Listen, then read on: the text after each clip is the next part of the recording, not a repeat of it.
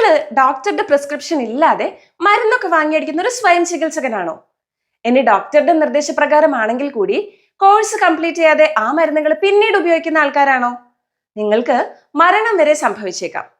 അപ്പൊ ഈ വീഡിയോ നിങ്ങളുടെ പ്രിയപ്പെട്ടവർക്കായി ഷെയർ ചെയ്യൂ, പ്രത്യേകിച്ച് സ്വയം ചികിത്സ നടത്തുന്നവർക്കായി. രോഗത്തിന് കാരണമാകുന്ന സൂക്ഷ്മാണുക്കൾ കാലക്രമേണ മരുന്നുകളോട് പ്രതികരിക്കാതെ അണുബാധകൾ ചികിത്സിക്കാൻ പ്രയാസകരമാകും വിധം രോഗങ്ങൾ പടരുന്നതിനും മരണം വരെ സംഭവിച്ചേക്കാവുന്നതുമായ അവസ്ഥ. കോംപ്ലിക്കേറ്റഡ് ആണെന്ന് കരുതി നിർത്തി പോവരുതേ.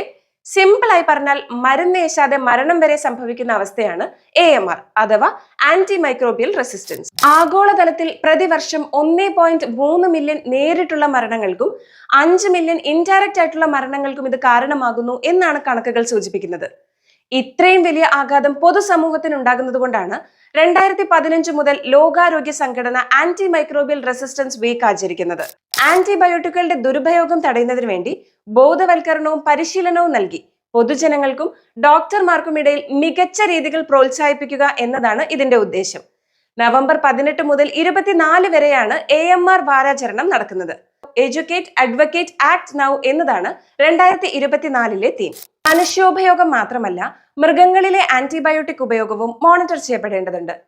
ആന്റിബയോട്ടിക് ഉപയോഗിച്ച ശേഷം വിഡ്രോവൽ പീരീഡ് കഴിയാത്ത പാൽ വിൽപ്പന നടത്തുന്നതിലൂടെയും അറവിലൂടെയും ആന്റിബയോട്ടിക് റെസിഡ്യൂ മനുഷ്യ ഭക്ഷ്യ ശൃംഖലയിലേക്ക് എത്തുന്നു.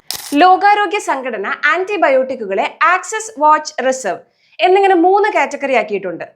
അമോക്സിലിൻ പോലുള്ള ആന്റിബയോട്ടിക്കുകൾ ആക്സസ് വിഭാഗത്തിൽ പെടുന്നു. സാധാരണ അണുബാധയ്ക്കുള്ള ഫസ്റ്റ്, സെക്കൻഡ് ലൈൻ ചികിത്സയ്ക്കാണ് ഇവ ഉപയോഗിക്കുന്നത്.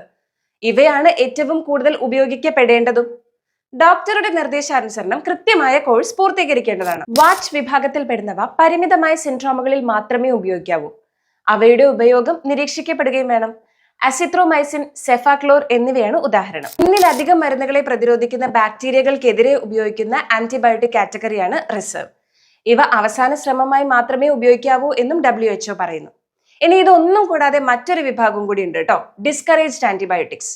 ഇവ രോഗിയുടെ ആരോഗ്യത്തെയും AMRനെയും ബാധിക്കുന്ന ഒരു വിഭാഗമാണ്. ജാഗ്രതയോടെ പ്രവർത്തിച്ചാൽ മാത്രമേ മരുന്നുകൾ വില്ലനാകുന്ന ഈ ഒരു സാഹചര്യത്തിൽ നിന്ന് കരകയറാൻ സാധിക്കൂ. അപ്പൊ ശരി, പിന്നെ பார்க்கலாம்.